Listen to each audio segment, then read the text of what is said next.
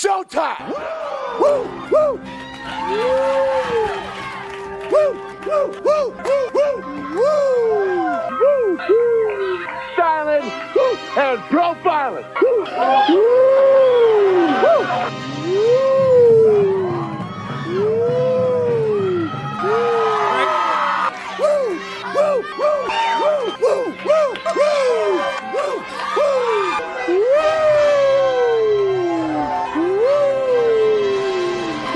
It's live and in color. Woo!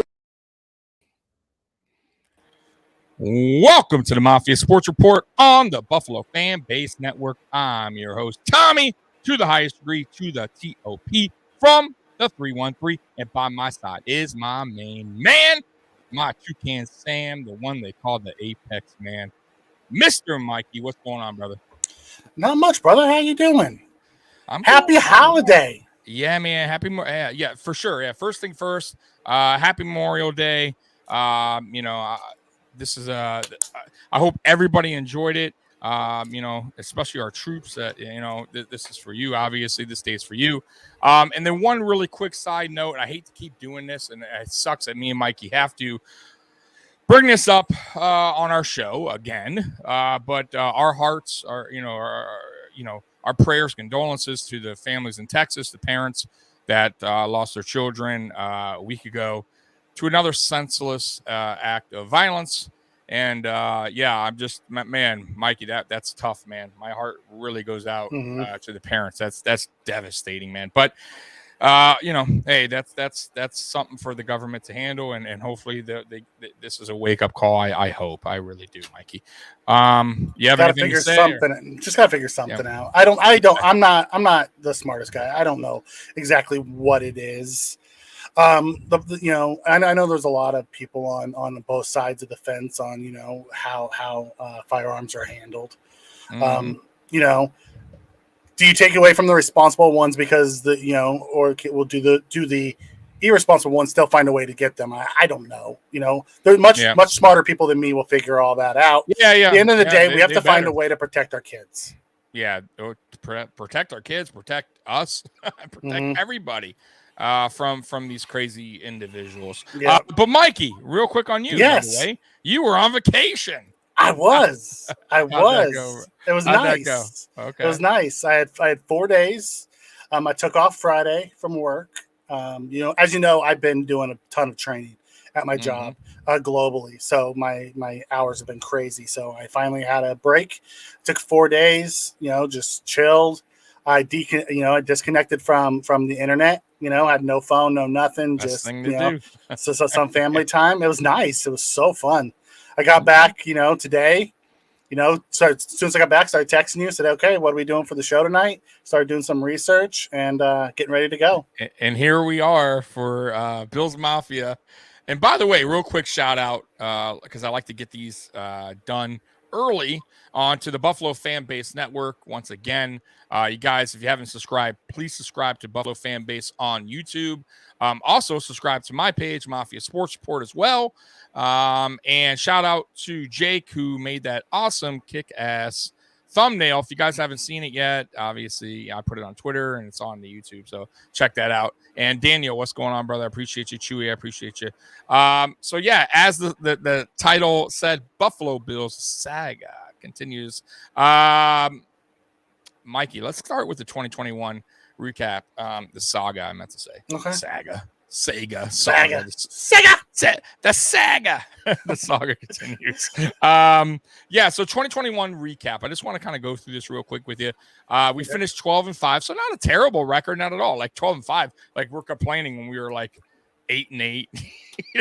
All right, like 7-9. Like 12-5. Like that's pretty good. However, there were some key losses in there. We're gonna go through them real quick. It just kind of boiled down to how we got here, heading into the 2022 season. So, Mikey, how was your thoughts on the 2021 season in a whole? And then we'll get to some of these games that we played early on.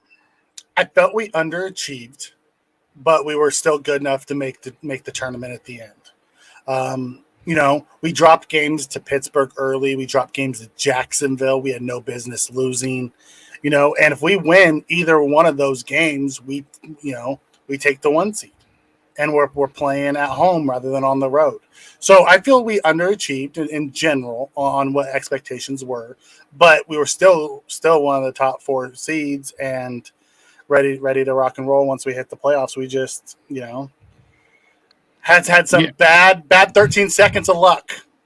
We did. So going back to some of the games, by the way. So opening up the very first game, it was a loss, an L right away, right? So expectations were pretty high for most of Bills Mafia, right? For you too, right, going into the 2021 season. Like, I expected the team to come out better than they did in 2020, especially after what they did in 2020, right? 13-3, AFC Championship. We were just there, but we needed to do some stuff, right? So what did we go out and do, Mikey, in that offseason? We went ahead and geared up for another Chiefs run, right? Okay. We really didn't do anything, though. That was the thing. We ran it back.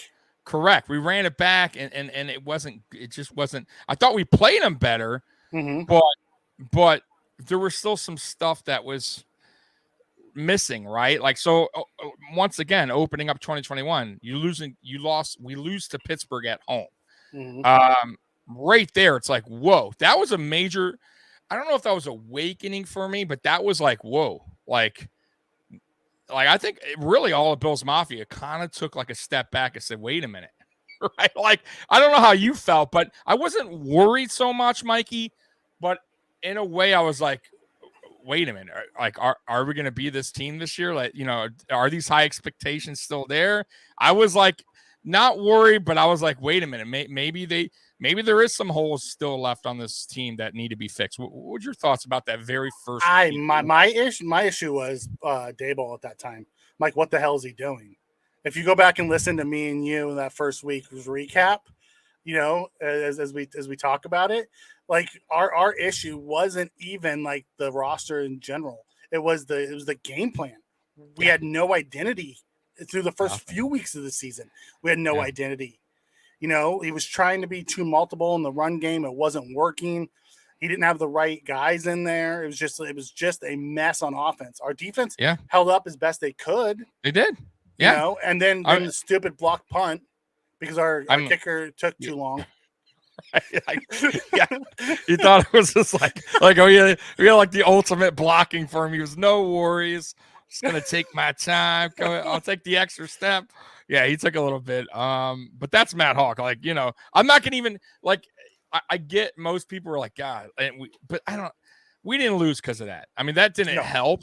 But like, to your point, 16 points on offense for a high-powered offense that was in 2020, like, unbelievable. And we come out now. Listen, Pittsburgh has a decent defense, no doubt. Like, you see, their TJ Watt was phenomenal this past season, but still at home, you got to score more than 16. Well, if you go back and look at our week 1 line, who you had in there, that's before Darrell Williams kicked inside. So Darrell Williams came in out of shape. He wasn't ready to play outside. Week Deion 1, Dawkins Deion Dawkins was coming back from COVID, and he was trying to play through it. It didn't work. I believe week 1, Cody Ford was in there. If I'm not mistaken, it was Cody Ford and Deion Dawkins, Cody Ford and Darrell Williams on the right side. Yeah, it was. Spencer Brown didn't come until I think like week 4, right? After. Week 3 or week 4. So it was like the whole thing was just a mess. It was. We think we had Bacher at left guard. And he didn't play horribly. No, it wasn't.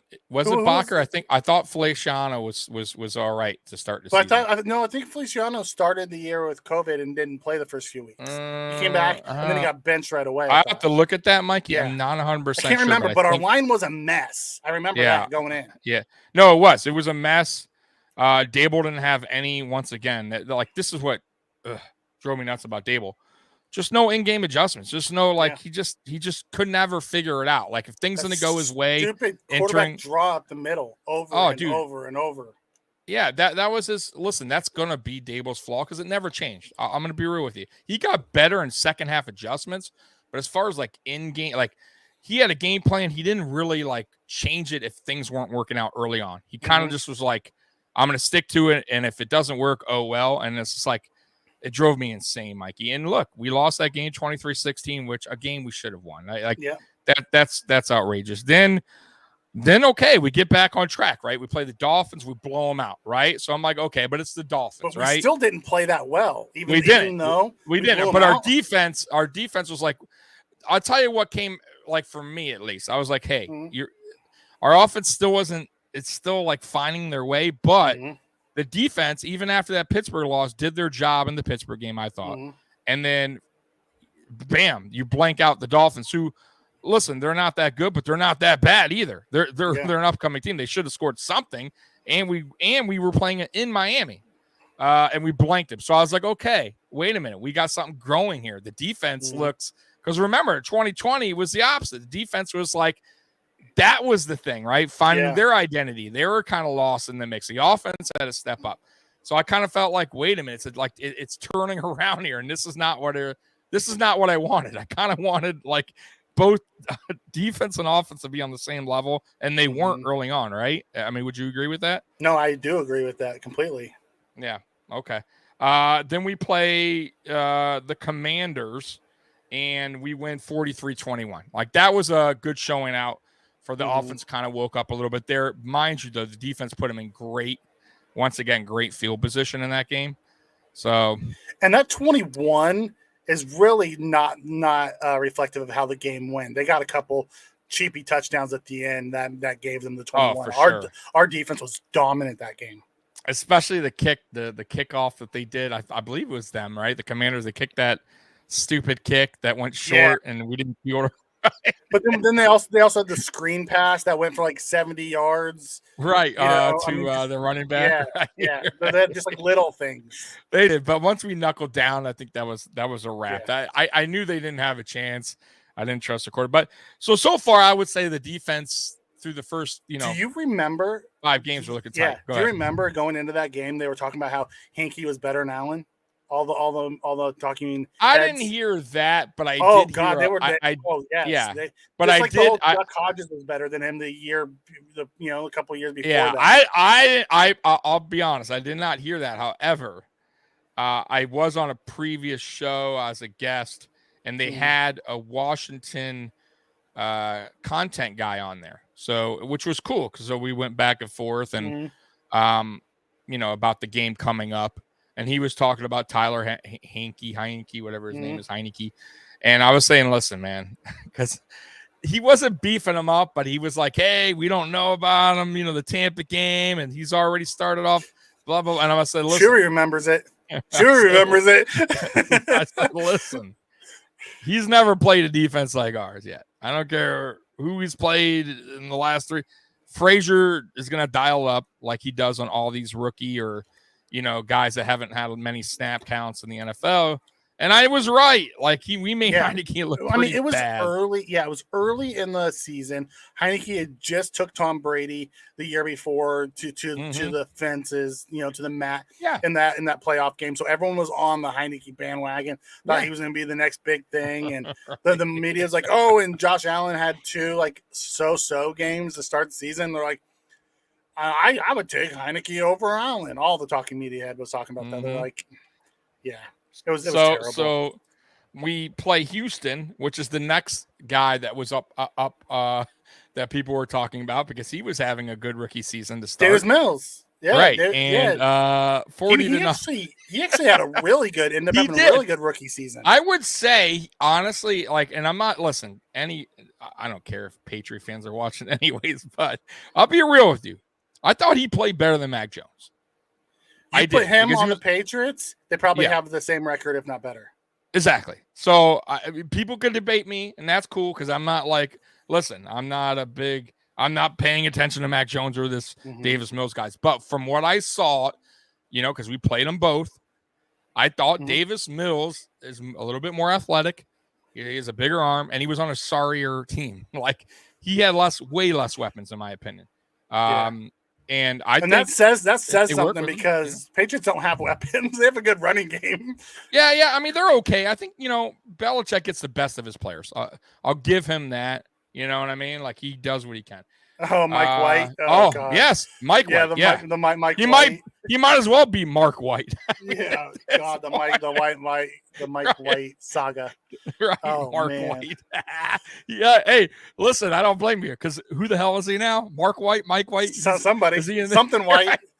He's sitting on the bench. That's what he is now. Who, by the way, said he should have been like a first-round pick. Like that's how high he was high on himself, Mike. Yeah, after one game, he's like, I should have been a first round. Yeah, no. And then he got hurt in the next game, and then he got smoked by us, and they never saw the field again. That was it, bro. And then we play the Chiefs, and this is when I said, okay, we win 38-20. Our defense looked once again solid, right? Mm-hmm. I said, man,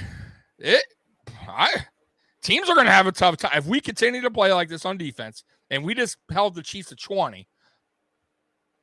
Man, now I felt like the defense has totally found themselves, from last season.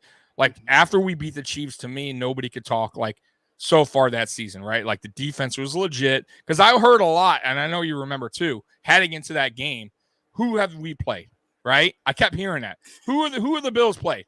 Oh, so what? They blanked out the Texans. They blanked the Dolphins. They beat the Commanders. Who cares? Those are sorry teams. Mind you, though, a lot of these teams we beat later on in the season all played they turned it up. Yeah. The Dolphins weren't bad. The Commanders actually played okay ball they did. They weren't that terrible. Yeah. Texans, I think, went to the brink on some of these games that they played later on in the season. On some of these teams were close, right? So, whatever people want to say, in Pittsburgh made the playoffs. So, I'm just saying it wasn't that bad. And I hated debating people over that, but I'm like, okay, fair enough. Let's play the Chiefs. And we win 38-20. And we got the national. I remember we were the team there, right? Yeah. Like everybody, now we're the Super Bowl favorites. And what happened to the Chiefs? And the Chiefs are garbage now. And I kept hearing that. And the Chiefs aren't the same, right? I'm sure you heard what's all wrong that. with Mahomes? Right. It's Andy Reid lost his touch.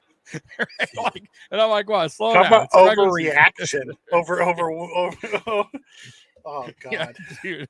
So I'm like, hey, but I was feeling. Listen, I won't lie, Mikey. I was feeling it. I felt really good. I remember because they were a thorn. Let's be real, and I wanted that win because it wasn't a statement game. Because it's like, man, even though it meant really not much, but. Mm-hmm. I kind of felt like for the teams, as far as them, right? Yeah. Like Josh Allen's going, okay, I know we can beat them. Like when we see them again, we've done it before. You know what I mean? And instead of like getting blown out in the regular season, seeing them again, you already got blown out like twice in a row, right? I thought it was a good win for the team, right? Like morale, like you just boost up their morale and make you go, okay, we can do this. We know we can. We can play with these guys in Kansas City. So I felt good after that. But then we play the Titans.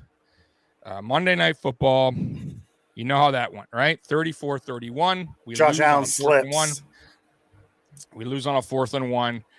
The defense that was the first game, and I remember talking to you actually. We did a show right after, and I was saying I felt like the defense has been playing good, and you were against that. Remember, you said the defense was terrible, and that game. Oh God, yes. And it wasn't even the whole defense. It was Levi Wallace was just getting used on that crossing pattern. He couldn't stay with AJ Brown, and they kept running it over and over and over. And he just it was the same play, and they just kept doing it. Mm-hmm. Oh God, it's so annoying. I thought we started slow on offense though. And once again, like it's one of those games where we kind of like fluttered a little bit. On them. We jumped out to a no. We started a little slow, and then we started coming on board, and then it was kind of a back and forth, like kind of like it almost reminded me of the Chiefs game. If you kind of think back, like, very back and forth in that fourth quarter. Mm-hmm. We would score, they would score. We couldn't stop Henry at the end. And then the fourth quarter, it came down to, like you were saying, Levi Wallace and the rest, kind of the rest of the corners too. Like they were doing what they wanted. And why? Because we were biting on the play action, because Derrick Henry was eating us alive for the first 3 quarters, right? Or they were running him a lot. We'll put it that way, right? Like it wasn't really he didn't average. He had the one big play. He had 2 big runs on us, right? One big play for a touchdown. He had another big run, which really should have been called back for holding. It should have, but you know what? Woulda, coulda, shoulda. Yeah. Holdings happen. I'm not gonna listen. Like, it is what it is. He made the run. There was no call. Yeah. Either way, we lose that game, and I'm Yep. still. And we had a bye week, I believe, right Yep. after this. Correct. Okay. Yep. So at this point, what do we have? 2 losses at this point. I believe we're what do we Yeah. we the Chiefs are 1, 2, 3, what 4-2 going 4 into and the 2. bye week. 4-2 going in the bye. I'm still feeling it. By the way, our schedule was relatively easy. I got to be honest with you. Besides those couple games, so coming I'm out, with you, Daniel. I don't like the Titans either. yeah, dude, and I'm glad we played them against because we lost 2 in a row. By the way, we owe this is a kind of a revenge game. How I see it. We got to get them back. So coming out the bye week, Mikey, 4-2. How are you feeling? Knowing we got the Dolphins coming up, knowing we got the Jags coming up, knowing we got the Jets coming up, and the Colts. I was okay, and I feel the same way this year. If we go into our bye week, because I think what our bye this year week 7 is week 7 again. If we can go in for 5-1, 4-2, I think we're going to be okay. Because we have a rough opening, and then the middle is kind of lightens a little bit, and then we down the stretch could be rough. We don't know what the teams are going to be by then, but ultimately I feel the same way. If we can go in 5-1, 4-2, I think we're going to be all right. Yeah, Scotty, what's going on, brother? I appreciate you coming in. Yeah, finally the Titans. We play them at home, and I'm waiting. I know for we the played Chiefs 3 straight years. We played 3 straight years in Tennessee. Yeah, exactly. Like, come on, NFL, finally. Yeah. Good Lord. They're going to have to do the Chiefs one, too, eventually. Yeah. It's a little ridiculous. Well, we played them at home the first time we played them in 2020. But it's 2 years in a row. Let's mix it. You got to play it fair a little bit. All right.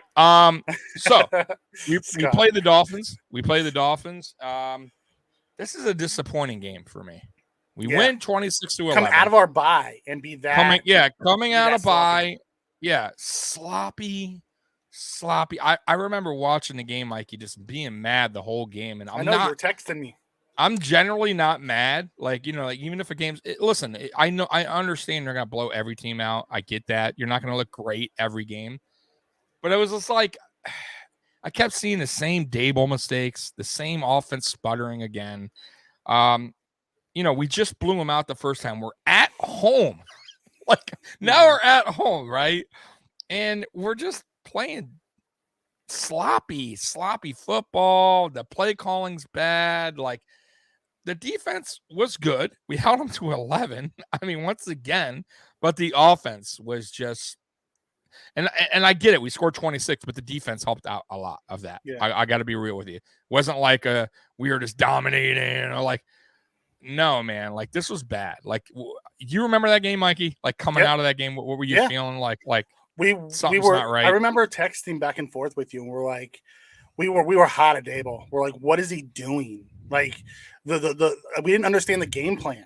What they were trying to, their identity. Like, at the end of going into the bye, we seemed like we had found our identity. We were about a 70-30 pass offense. Got Josh out early, got him throwing, short passes, checking down, getting the offense moving. It was a lot of the little things like that. And then we came out this time, we're trying to run the ball up the middle, and we're trying to throw things deep. And we're like, what are they doing? And don't get me wrong, Miami has a good defense. Anyways, they have a really good defense. They do. And I just didn't understand the game plan, what they were trying to go for. I honestly think Dable had no idea what to do with the run game, period. Okay, no. in my opinion, and I don't think it's so much Dable. I think I put that. No, it was Bobby Johnson. Yeah, no, it was both though. It's a unit, right? They work together. Yeah. So Bobby Johnson's offensive line, he has to create hey, we're going to be a zone running team, or whatever, gap run, whatever. He was kind of like, I think they were just trying to find their way, and I think they wanted to be a certain way on style and running back. Running style, and it didn't work. And then at that point, I think they were just almost like trying anything, like just whatever, at that point. And that's why I remember talking to you going, what, forget the run. Just forget it. It's not going to work. Like, I know it sucks. Drop back the pass every time, and then just let Josh, take off if he finds the hole. Clearly, right, because clearly Bakker was not very good. I'll be honest. I'm glad he's back, cool, but he's not a starter. He's not a starter. He's a above average replacement player. Right. That's it. And for a couple games, I can't have him the whole season. And I felt like that lays on Bobby Johnson once again because you had what's his name sitting right there. Yeah, Bates. You had Ryan Bates sitting right there the whole time. Matter of fact, every time someone got hurt, they put him in for the first play and then they would yank him out. So, anyway, so I'm like, okay, we squeezed out a win.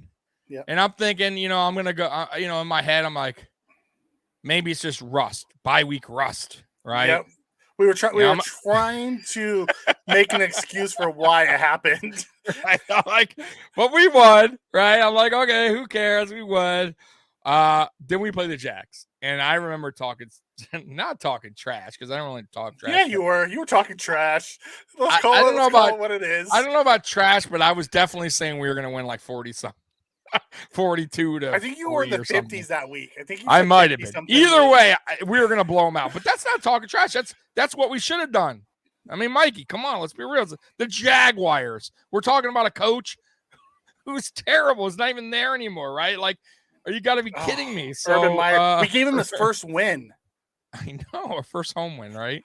No, his first win. They had beat the Dolphins in London, I thought. Oh, did they? Okay. Yeah. Yeah, it was like it was their first home. Oh. Yeah. So God, 9-6, and I remember at halftime. I think I didn't even go live at halftime. I think I did my own halftime. I'm like, I remember people on here were chatting with me, and I'm like, listen, it's bad, but we're gonna be all right. There's no way that we don't score a touchdown. Like second half, it's gonna be like the Miami game. That's what you get telling me. It's gonna be like the Miami game. The second half, they're gonna figure it out. We'll figure it out. And my God, we did. Our O-line played one of the worst games I've ever seen in my life. Josh Allen had 0 times to throw the ball. all we gave up was 9 points. And we lost.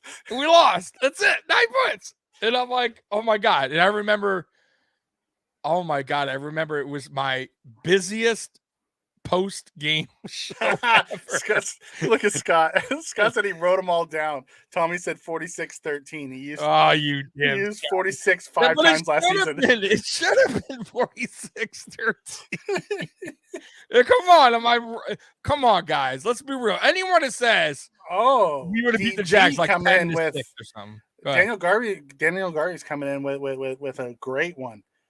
Technically, it was a home win for them. Well, because they were the home team in London. I know, but home game at their stadium. Hey, it was a home game. It was considered a home game. All right, whatever. Loss is a loss. It was the first win in the States for Jags. That was embarrassing. That was really embarrassing. Bro, Mikey, I went live. It was my busiest live. I had like 400 people live with me, and people were just dogging me. And I'm just like, hey, I deserve, like, it's cool. Throw it on me because us right now is Bills Mafia. We deserve all the heat, all the smoke. We deserve it because this is if you're talk to trash. Gotta take it when they don't. 100%. I'll take it. Okay, so then we're gonna play the Jets, and I said, golly, we got to bounce back versus the Jets, right? Mm-hmm. And we do. 45-17. So after that win, are you feeling yourself now going against the Colts right after at home, or are you still a little nervous with this offense? You think we found our spot again? I threw the Colts game out the window. I think I told you the during our preview show the next week when we recapped it.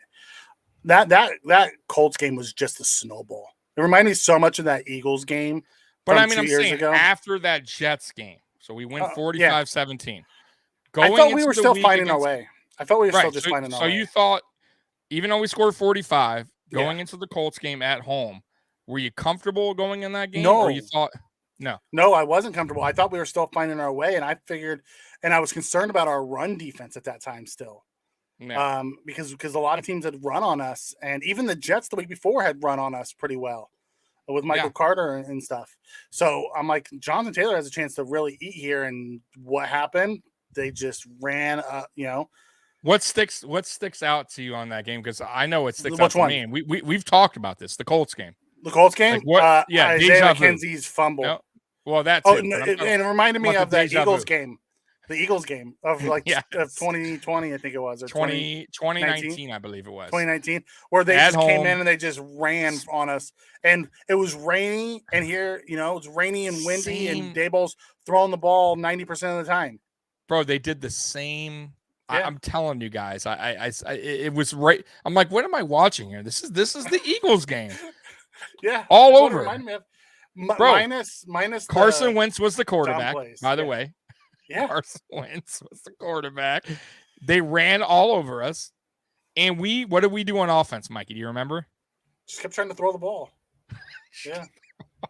Right? It wasn't even high, high percentages throws. We were trying to chuck the ball deep a bunch. And when we finally used Singletary, like on some screen passes, remember we cut the game close in the beginning. Singletary had the touchdown run, and then the McKenzie fumble just ended. And then it was a wrap after that. Yeah. So we get smoked by the Colts 41-15. Then we play the Saints. We turn it around 31-6. But we kind of knew that, right? We kind of knew the Saints were hurting, a lot of injuries, right? We were going to a dome. I was like, thank God going to a dome. Because we were playing we had the worst weather last year in Buffalo. Josh didn't play in one nice home game, I don't think. No, that's why I was like, dude, I know those players, especially Josh Allen. When they knew the Saints was coming up, they were like, thank God. Dude, give me a dome. Especially after that Colts game. They were like, yo, we need this. That's a great way to think about it, because I didn't even think about it. That's a great way to bounce back on offense if you're trying to find your way again in a dome game. Get everything down in motion. The ball's not going to flutter on you. So we win, no problem there, which I knew we were, because they had who did they have? They had a backup, right? They had a terrible quarterback playing. I don't even remember who it was. He was so bad, bro. And it wasn't Winston. It wasn't the two. It wasn't the main two. It was like a backup. There was like a third stringer guy at start. Yeah, and he wasn't horrible. I can't remember who it was though. Yeah, but he was an NFL backup for other teams. Yeah. 6 points though. Yeah, no, not good. Then we go back home. So how are you feeling right now? We're going home. We're going to play Mac Jones. Another game where I talked a little trash. I did my little black and white video about Mac Jones coming to Buffalo, and I was right. I knew he wasn't going to do anything. 3 passes. The dude threw 3 freaking passes. Right. But yet we lose 14-10. I was okay. I was okay. Yeah. The season was starting to play out like the previous season, where we were starting to catch, glimpses of what this offense and this defense when they put it together, what it looked like. We don't want to be playing our best ball early. We want to be playing it late, and that's what we kept telling ourselves. Just get constantly get better throughout the year. And I thought, besides the one run, right? They always had the one run. Mm-hmm. We held them to 14. I mean, once again, a game where all you had to do is score 16. We won. We couldn't do that. Score 10 points. I mean, because for Dable, as bad as we played, and the wins as bad as they were, and the only thing we could do was throw the ball, and Josh was still throwing it around. No, he had Diggs in the hands, and he dropped a touchdown. Yeah, he was. We still had a chance to win at the end. Yeah, if he throws the post to Beasley instead of the backside post to Davis, Yep. we win the game. No, I know, but there should never. I don't think it should have came down to that. I felt like we. Dude, it was a monsoon. Listen, when I get it, but when we replayed the Patriots, which we'll get to, and we ran Devin Singletary. Right, I'm just saying, the Patriots were one of the worst run defenses in the league heading into that game. If you remember, right, they were towards the bottom. Who, the Pats? And we showed against the run. Oh, against the run. Yeah, they were one of the worst in the league against the run, and we did not run it in that game. And I kind of felt like when we played them again, we were like, you know what? Finally, Dable's like, hey, we're gonna run it now. We're gonna use Singletary. Hello, you couldn't, you didn't think about that. I swear the light came on. McDermott left that first game, went into his office and just laid into him about not running the ball. He had to have. I would have loved to be fly on the wall, camera, just to hear it, because I know. There's no. I'm telling you, Mikey. I know they said there's no tension or no, everybody got along. But I have a feeling that McDermott and Dable had a little tension. I'm telling you. Oh, everyone does throughout the season. No, but that's your I get it, but that's your coordinator. I think McDermott and Dable weren't, especially in 2021. Their philosophies started. Mix. It started to I think they were playing tug of war on what they wanted to do more in 2021. I felt like 2020 everything worked out because the passing was just on fire, right? So McDermott was like, okay, fine. They're running, they're working, whatever. This is working great. But I kind of felt like going into 2021, McDermott's like, hey, we got away with it last season. Let's see what we could do this season. And I kind of felt like Dable still couldn't figure it out. And that's when McDermott and him were like playing this tug of war with what they wanted on the field. So here's an important game, and this is where things turn around. And me and you know this very well, this game. The Tampa Bay Buccaneers in Tampa. We lose 33-27. We're getting smoked at halftime. And remember me and you texting back each other, and you're like, it's over. We suck. The season's done. I did not say that. And Mikey was like, I hate the Buffalo Bills. Josh Allen needs to be traded. Sean McDermott needs to be fired. Stop it. That was not at all what I said. We need Rex Ryan back immediately. Oh, God. Where's JP Lossman when you need him? I mean, like all these texts from I'm just joking, guys. But he was definitely mad, and I was too. I was hot. I was hot too, but I was like, you know what? I'm like, listen, like you never know. Like I'm that kind of guy. And then the second half, I kind of felt like that's when things were like. I almost felt like at halftime, maybe I don't know what was said, but I'm almost thinking McDermott was like, you know what, guys, what do we got to lose here? We're down like whatever we were down, a lot. And I think he's like, go play ball. Just go play ball. Do what you do. Don't hold back. Like, and I kind of feel like he told Dable too. Because I think he took the leashes off of Josh because that's when Josh started taking off running. It was like everything. I think like the whole offense changed after that game. Yes. Yeah. It was just like a go out and do what you do kind of game. Like, what do you got to lose at this point? Like, just go out. Like, are you going to go down with your head down, or are you going to go down fighting? And even though we lost that game, I was so proud, bro. I really was. Yeah. I went on afterwards. I was like, yo, if there's any kind of turnaround, and I know, and of course, a lot of Bills Mafia was like, oh, screw that, F that. A loss is a loss, and blah, blah, blah. And I said, listen, not really. It's not a loss. It's not a loss. That's a good team. And I felt like a lot was shown in that second half that we could move forward and use. We used that as a learning experience. That first half we learned from it, and we adapted and we changed our offense, and then we used that after we changed that offense, that was the offense we used the rest of the year. Yeah, and it worked. Yeah, because now look, guys. So we play the Panthers. We scored 31. Not the prettiest game. I kind of felt like that game was too. We were still kind of tinkering with things on offense, but we won 31-14. I was totally cool with that. Then we play the Patriots. This is where I said, okay, Dable's finally getting his thing together. We go there, we smoke them, 33-21. I mean, that was a very good game, altogether. The Falcons, we play the Falcons. I thought we could have played them better, but a win's a win, right? Like the Matt Ryan thing was kind of fluky. He just barely missed, and he got a taunting penalty. And then it cost them the game pretty much. Then we play the Jets, right? We obviously win at home, very last game. Then the playoffs, Mikey. All right? Playing the Patriots again, third time this year. 47-17. It was a perfect game, I believe, right? By Josh Allen. Only perfect game in the NFL history. Perfect game, and I'm feeling it, man. I was so, at that point, Mikey, for me, I know we're playing the Chiefs next. I was just thinking, man, and maybe I was thinking too far ahead because I was thinking I remember the Cincy won, and I was saying, man, we could play Cincy at home. Like all we got to do is win. Yep. And we already beat them once, right? We know how to win. Like we beat them already, and not only did we beat them, we held them to 20, right? With their guys, they had all their guys, so it wasn't like they were missing guys. They had Hill, all that. The only one they were missing was Jones. In the defensive line. Okay. And that was a big miss. And I know they added some pieces too during they added Ingram. They added Ingram, but I still wasn't worried. Like I still wasn't, but that's defense. Like I'm talking about their offense holding to 20. I still wasn't I said, you know what? I think we got this. Like, you know, See, our they defense added and we lost. So we lost Trey White, and Trey White had a big game in the first game Yes, against so them. that's the thing, Mikey, that I honestly should have like thought about, and I didn't. And I knew Trey White was gone, obviously. Mhm. But I overestimated like the Chiefs and what they could do against our corners. I did.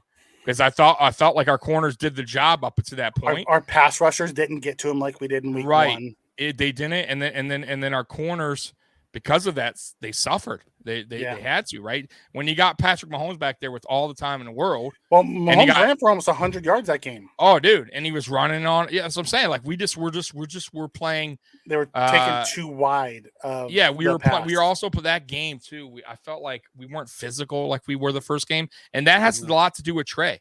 You know, you could do that when you got a top 5 corner in the league, right? You could play I think we didn't have the nasty on the D line last year. Like this year, we brought back Jordan Phillips, who's nasty. Oh, we're going to talk about Lawson, who's nasty. I know we'll get there. I'm just saying that we were missing that nasty at the end. No, I know. Well, not only that. Oh God, yes, Chewy, all day long. Levi Wallace. It's always his fault. Offense too, and I brung it up a million times. We went in the half 14-14. I think I felt like we should have been up at least. We should have, 10 points. At least, like we should have been up. Honey Badger left after like the first play, the first series. Yeah, the first series. He got a concussion. It was like the third play or something like that. Yeah. I think it was somebody kneed him in the head. And you know, I don't wish injury on anyone, but he went out. He was done. The coaching staff knew this, right? And we didn't attack. Yeah, once again, this falls on Dable. Like it's like, Dable, wake up! What are you doing? Like, and then you're doing like runs up the mid once again. Like second and one, run wide. Third and one, run wide. Yeah, things that don't. I think one time they tried to do a jet sweep on it and it just didn't work.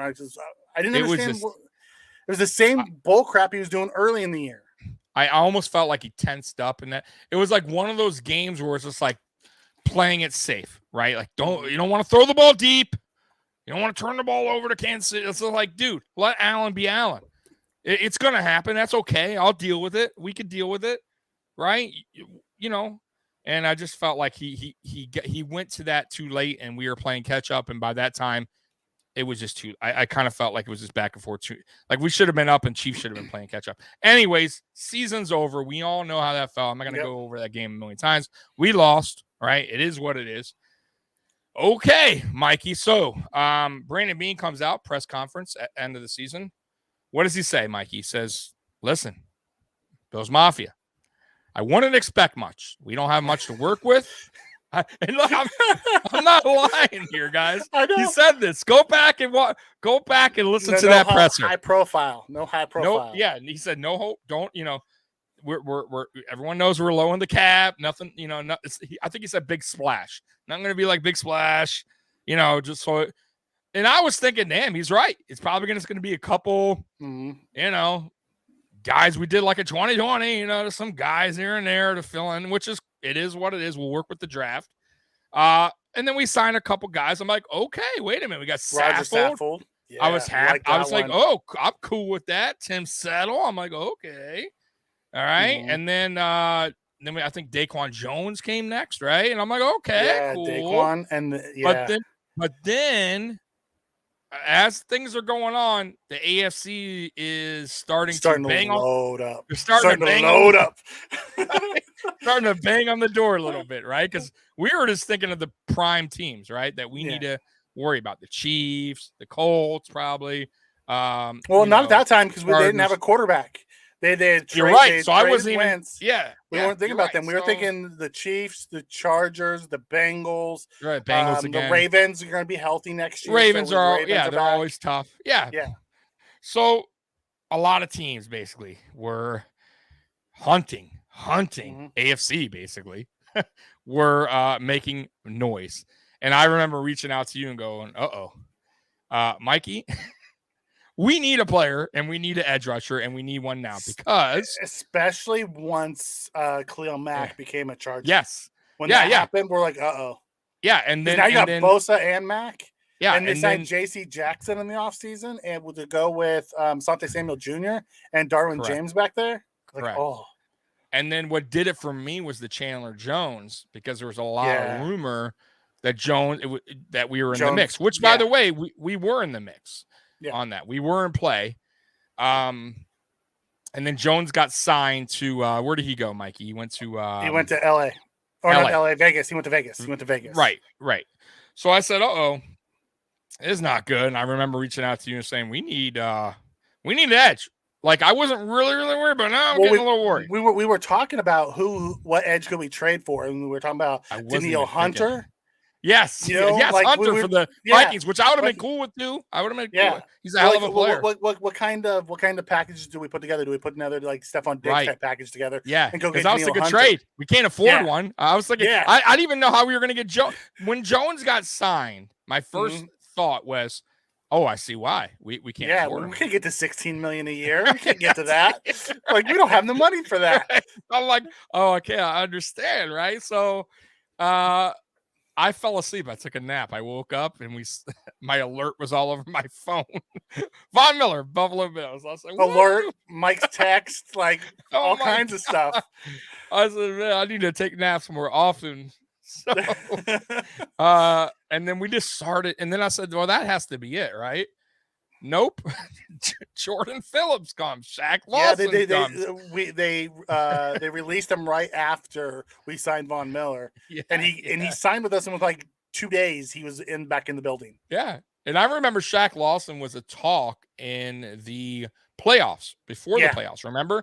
Mm-hmm. And I think, I was like, hey, I'm cool with Shaq Lawson coming on board, and we didn't do it. And I was like, oh, maybe that was just all talk, but it wasn't. I think they were talking, but I think they held off, and they're like, hey, well, let's see what happens in the offseason. We'll talk. I don't think we could guarantee him a spot at that time because it was too early. Yeah, exactly.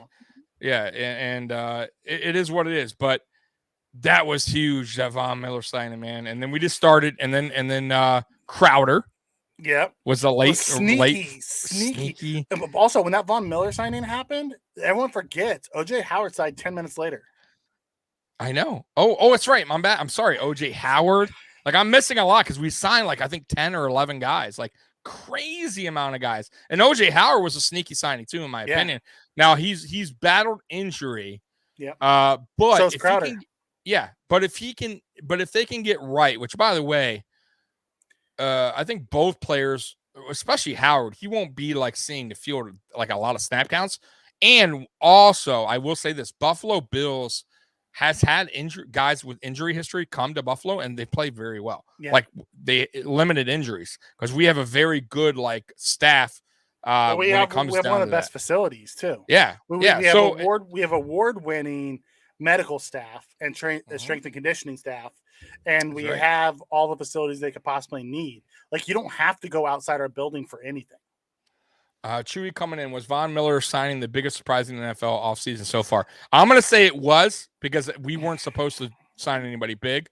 That's just my opinion. Now, of course, I would say it'd be toss up between that and Khalil Mack getting traded to the Chargers. That was a big deal too. Yeah. Russell Wilson getting moved. Tyreek Hill was a big deal. I didn't see that happening. I didn't see that happening. Like, Russell Wilson was expected to move. Wentz moving, Ryan moving. Like, all that was okay. The Packers, but it wasn't like landscaping change like it was when, now Tyreek Hill could be in that group of he could. The most surprising. Yeah, the Packers guy was interesting too, though. The receiver for the Devontae Packers. Adams. Well, not really, because there was a lot of talk about that before. I know. I didn't know they were going to move him, especially with Brett Favre. He didn't want to. Brett Favre, Aaron Rodgers. Aaron Rodgers. He didn't want to be there anyways. He didn't want to be tagged, and he said he didn't want to be tagged because he said he wanted to go play with his college quarterback, who was Derek Carr. Mm-hmm. So that didn't surprise me as much. Tyreek Hill caught me off guard. Von Miller caught me off guard, and Khalil Mack caught me off guard. Those were the three that were like the major ones for me. Everyone else, I was just like, I kind of expected them to move around. Where they landed was just, flip a coin. Yep. Now we did lose some guys. We We lost Cole Beasley. Yep. We lost Darrell Williams. Still unsigned. Yep. Still unsigned. So hey, you never know. unless he has some kind of animosity. Who knows? I don't know how that works. Levi Wallace, right? Well, he got signed somewhere else to Pittsburgh. Mm-hmm. Harrison Phillips, and then our backup quarterback Trubisky, which we all knew. We all knew Trubisky would go. Yep. But if you look at the key departures, which I just mentioned, and the key additions, I know for a fact we got better. The additions way outweigh the departures. Well, think about it. Think about the key departures. We lost Harrison Phillips. We brought in Jordan Phillips, Daquan Jones, and Tim Settle to replace him. Right. We lost Jerry Hughes. I think two of those guys' contracts are the equal out to Harrison Phillips' contract. So it's like you got two for the price of one, and I feel like Daquan was the most expensive. Daquan was the most expensive. Yeah. But I mean, geez. Yeah. But then Phillips, we lost Jerry Hughes and Mario Addison. Hughes, that's right. Yeah. We lost Jerry Hughes and Mario Addison, and we brought in Shaq and Von Miller. Right. To go with our young guys. Better. Right. We got better with Von. Right. We got better there. No offense to Jerry Hughes. I love Jerry Hughes, by the way. I think Shaq Lawson's a better version of Mario Addison. He's a younger version. Well, listen, Mario Addison, I'll still give him respect because he still led our team in sacks when he was here. Yeah. Both seasons. But he knows he was getting up there in age, and he was not. Listen, he understood that going into this season. Even he was like, "Hey, Gregory Rousseau, I like that. You take my snap count." What he was starting, not Gregory Rousseau. I'm sorry, he was talking about it was Rousseau taking a snap count, and then AJ Epinesa, like the younger guys, and he was liking that because we didn't have that the year before, and he even admitted he was starting to get tired, and that's fine. Out. And that's fine. Yeah. But let's keep going down the list. We lost Cole Beasley. We brought in Jameson Crowder to replace him. We lost Trubisky. We brought in Case Keenum. Yeah, which even. I think that's even. We lost Darrell Williams, and we brought in Roger Saffold. Yeah. When, as you start going down, the only one that we really didn't bring a veteran in was when we lost Levi Wallace. We used our first round pick and took Kaiir Elam. Which is still, I would say, an upgrade. Could happen. It still could happen. A veteran, by the way. Yeah. But I'm saying, if you every spot, I think our team got better with the moves we made in the offseason. 100%.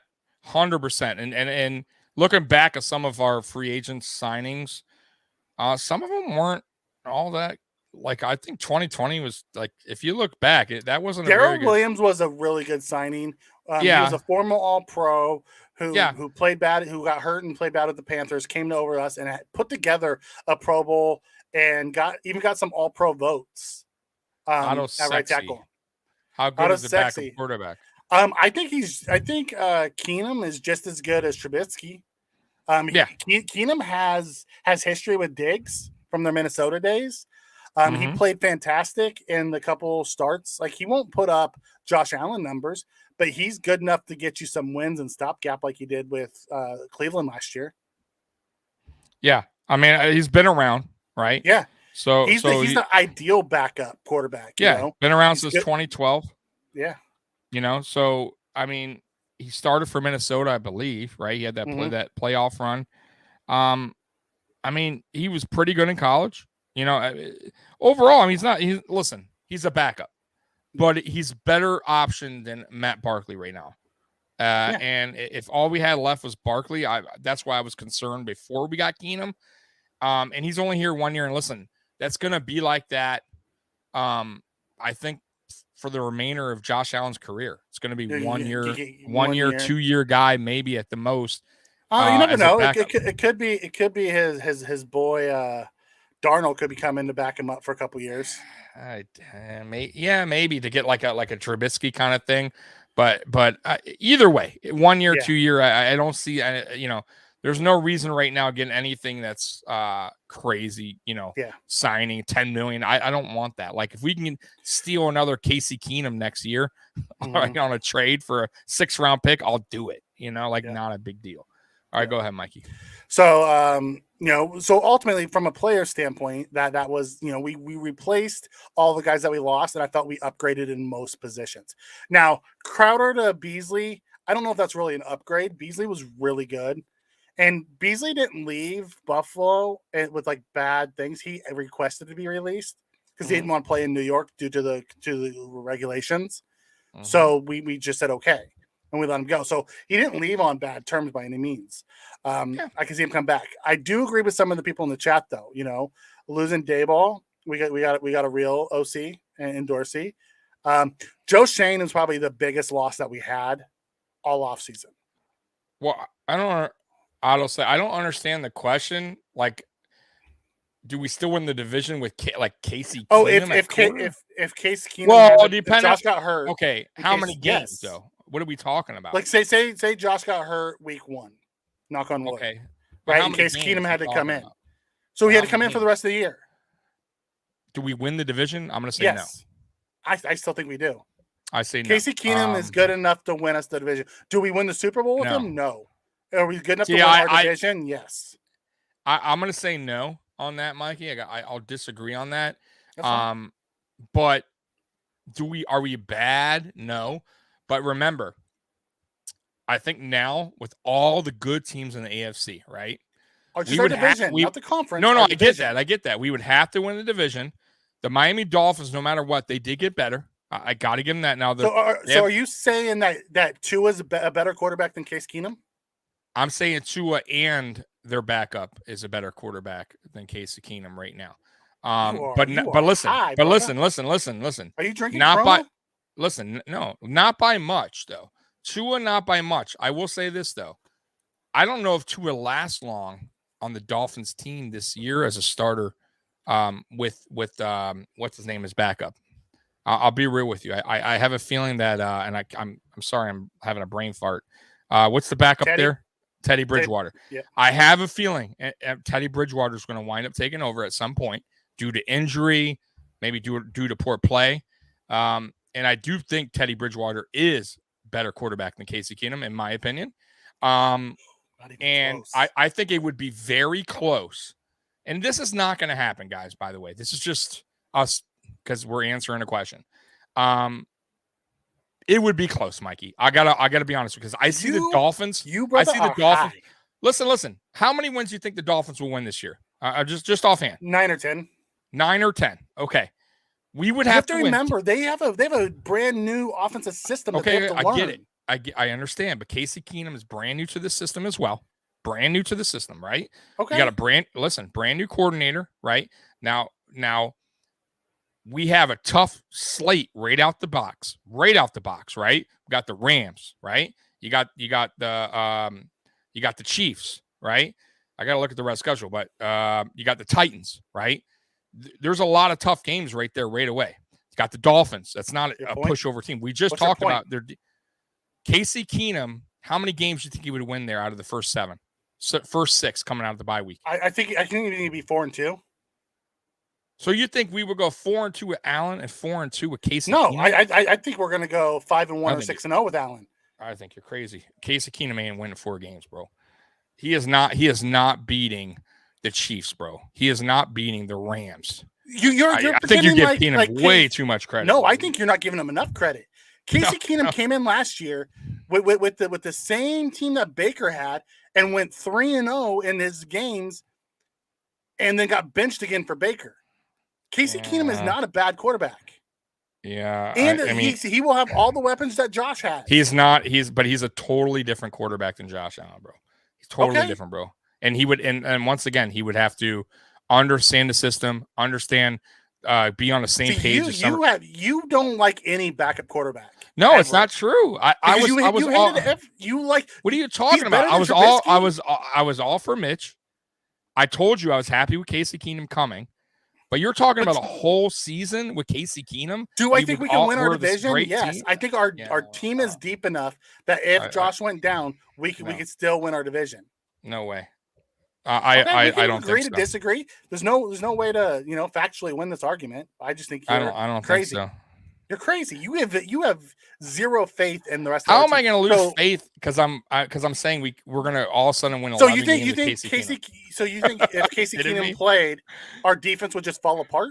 Because our defense keeps us in most of the games. I understand that. So you think our offense doesn't do anything with Casey Keenum? I didn't say they won't do anything. I just said we have a tough schedule, which we do. By the way, guys, This isn't like an easy. And this schedule. is the same schedule that Miami has. 20. I get that. I understand that. But either way, Casey Keenum's a backup. Now, if you're talking about 6 games, 4 games, 5, somewhere around there, yes, I think Casey Keenum can handle his own. I think he can win. Let's say if it's 5 games, I think Casey Keenum can go 2-3. I do. 3-2, maybe Okay. something like that. And I realize Casey Keenum took the Vikings to the NFC Championship game. I get right? that. Listen, Mikey, he's not what, like 4 years ago? 4 years ago? In 2017, we're in 2022 now. He's played since we haven't played, so it's four seasons ago. Okay, I get it. He's played since 2012, right? He's played on 1, 2, 3, 4, 5, 6, 7, 8. Now it's 19. There's a reason why he's played for 9 teams through his career. If he was this guy that you're saying he's an MVP, listen, I'm just saying I didn't say MVP. Team. I get it, but if he's this, listen, 9 different teams. If this guy's an 11-win, hear me out, an 11-win quarterback that you're saying 12 wins. I don't know what you're saying. Let's say 12. The team. That's a guy that should wins are not a quarterback stat. Okay, but you're saying if he has a good enough team around him, then he can win 12 games, correct? I'm saying yes, he could win 12 games if he had a good enough team around him. Why didn't any of these teams trust to stick with him? If you could build a team around Casey Keenum to get you because to the they playoffs, were able to get an upgrade. Okay, so Minnesota got an upgrade. With Kirk Cousins. Yes. Right. Washington got an upgrade with. No, Washington went another route. They brought in Alex Smith. Denver Broncos in 2018. They got Drew Lock. They went young. Or Drew Lock, right? Yep. The Rams in 2014. I have no idea who the Rams got, and he played in Houston for 1 season. So every season that he's been on, I'm just telling you. Yeah. He played for the Texans 2 seasons. He played for the Rams 1 season. He played for the Texans again 1 season. He played for the Rams in 1 season. Played for the Vikings 1 season. The Broncos 1 season. Redskins 1 season. The Browns 2 seasons, and with us. So he's lasted nowhere more than 2 seasons. Is he a quality backup in this league? Yes, 100%, Mikey. And I was screaming that to you when we signed Matt Spin the Towel Barkley. Like, I was like, we have to get you. But the way you were talking about it, you're talking like Case Keenum is Matt Barkley. No, I'm not. I'm talking about realistically a whole season. I would not have a total 100% complete faith for 100%. We're not saying is it 100%. Well, you're saying no doubt. There's no doubt we would win the AFC East. No, I'm not saying that. I said I believe that we can still win. The question was, do you think he can win the AFC East? Do you think he could? Yes. Okay. Is that so? I'm gonna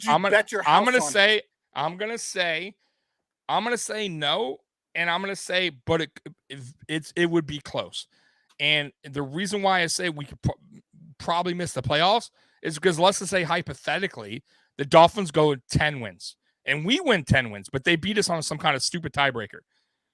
The AFC is so packed. I'm just saying. You just went down the list of teams that Casey Keenum played for, but you didn't. And you said both Tua and Teddy Bridgewater are better. Teddy Bridgewater's been on. No, he's not. Why hasn't anybody kept him around? Well, first of all, he's been in multiple positions to be a starter. He played very well in Minnesota until he got hurt. He had a freak injury, and you know that. And he played very well. Really good. He played very good in with New Orleans. He had a good season with New Orleans. But they didn't keep him. And went I with get Jameis that. Instead.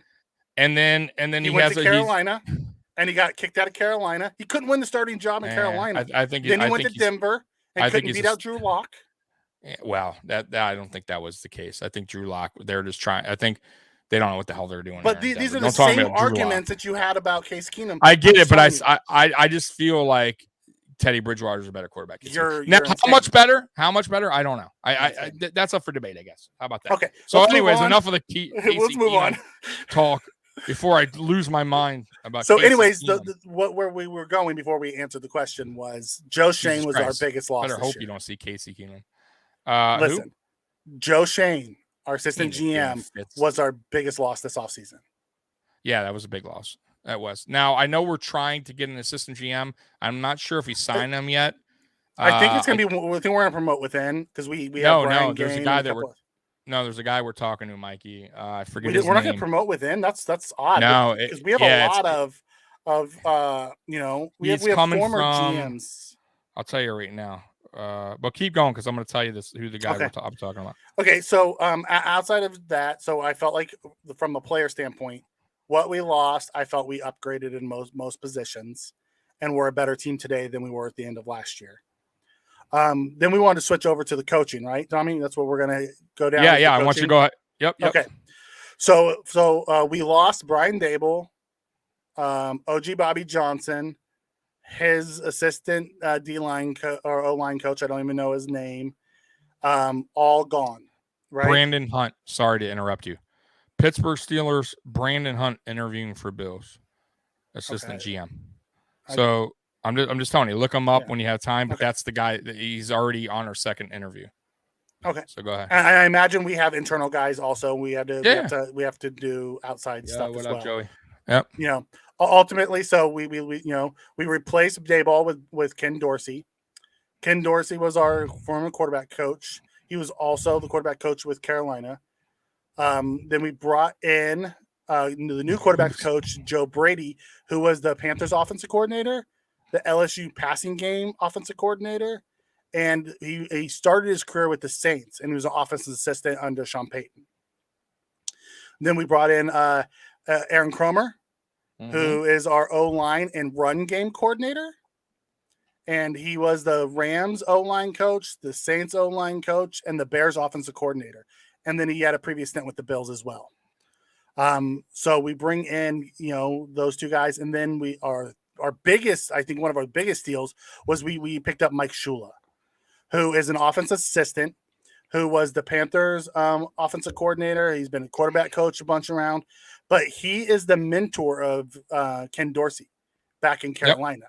Yep. So we have surrounded our first time offensive coordinator with three previous offensive coordinators to help guide him into his new role. Right. Super excited. Cromer was probably the steal of the coaching hires here. Oh yeah. Because he comes in and he can teach any scheme. He'll get us on a certain type of run scheme, and everywhere he goes, so we didn't see offensive linemen in Buffalo grow, right? Right. Like any of our young guys really grow. We saw Bates get better, but I think that was more about Bates than it was about OG Bobby Johnson, because we didn't see Cody Ford, who has enormous talent, be able to get any better. Deion Dawkins has been solid, but he was solid previous to OG Bobby Johnson coming in. Spencer Brown's going to get better because you saw him last year. He played well, but he also struggled at times last year. You're going to see him get better. Like we brought in a legit top 3 O-line coach. Oh yeah. So looking from an offensive standpoint, we may have a lot of changes, but I think they're all going to be for the better. Yeah, 100%. And I mean, listen. So everyone knows I'm not a big Brian Dable fan. Mm-hmm. He still did well here. I'm not going to totally knock him for what he did here. I felt like he grew with the team. He got better as well. I think he learned a lot. He got better as each season went by. I think Josh Allen is a big part of that as well. He's a head coach because of Josh Allen. Yeah. He helped Josh Allen, no doubt. But was he like the true genius of Josh Allen's growth? No. Come Josh on, Allen man. is the true genius of Josh Allen. Right. It starts with Josh Allen, and then I think it works. There's steps below that things that helped him out. There's a group Jordan of Palmer. Them. Yeah, Jordan Palmer, Ken Dorsey, Dayball. I think Bean Ken and Dorsey McDermott. Putting the resources and the plans around them. Jordan Palmer gives the credit to Dayball and Dorsey. He says, listen, he came to me with a plan that was outlined by Buffalo of what he needed to work on. We just broke it down. But really that goes back into the office of, McDermott and Dayball and Bean and all of them sitting around saying, okay, what does he need to work on next? And a lot of it's Josh. Josh goes into it. There's nobody harder on Josh than himself. Right. Exactly. Seeing a specialist, working on stuff that he knows he needs to fix. That's something that he didn't need to do. He just went ahead and did it. But I still think altogether, I want to say, obviously we're both on the same page. It's really Josh Allen, the person that he is. wanting to get better, doing everything he can. But Ken Dorsey, coming in 2019, there's a reason why, at least in my opinion, why Josh Allen's completion percentage went up every single season. Why he started to become a better quarterback, as he's a smart guy, man. That's why he's a coordinator now. He didn't make it in the NFL, Ken Dorsey, but he's a genius, and everybody knows that, and that's why he was wanted. He just wasn't. He just didn't have that next level talent. Yeah. He's that's okay. I believe, isn't he still the winningest college quarterback of all time? I think for Miami though. Like I think there's another. Is it just guy Miami? I think so. Okay. He had like 2 losses his whole career, but he was unbelievable in college. But if you look at those Hurricanes teams, they were stacked. With talent. So I mean. But he was a smart guy. But anyways, my point is Dable leaving and Bobby Johnson, which Bobby Johnson was a total, not failure, but he just did not do good in Buffalo, in my opinion. And when you replace him with Cromer, who has the track record that he does, it's like no question about it that we're going to be better offensive line this season. If you think about what Buffalo did this year, they went out and got Von Miller, who runs the pass rushing camps, right? Mm-hmm. Aaron Cromer runs O-line camps as well, like for the coaches. Like he teaches seminars on how to do proper technique and stuff like that all the time. So we brought in more teachers, not just from a coaching standpoint. Shula has the background, who his dad is, and he also has the background in the coaching. Joe Brady is a young guy who's had a success. Who could be a future coordinator, by the way. Who's gonna be actually a future coordinator. He was a coordinator, I believe, in Carolina for a little bit. And I think a lot of the downfall in Carolina wasn't so much Joe Brady, but it was their head coach. So what do you think about this question coming in? I'll answer real quick. I'll let you answer it. How long will it take for them, the new regime, to mesh? Really quick, because I think so too. Number one, the main guys, like I said, you're talking about first our coordinator, our OC. He's already been on the team since 2019. Ken Dorsey, that is. And he already has, like, him and Josh Allen, he was a quarterback coach. They see eye to eye. That's the whole reason why Ken Dorsey, that's one of the main reasons he's there. And then Ken Dorsey also worked underneath Mike Shula for a little bit in Carolina, when Carolina went to Super Bowl, by the way. So they have a good track history already. So it's not like they're going to be like button heads, like, oh, I don't understand, I want to do this, you want to do this. No, it's not going to be like that. They already have a history together. Cromer was here in 2017, I want to say, 2016. Yeah. So he's familiar with Buffalo. He understands, what it's going to take for Buffalo. He didn't work under McDermott, but he is a Buffalo guy through and through.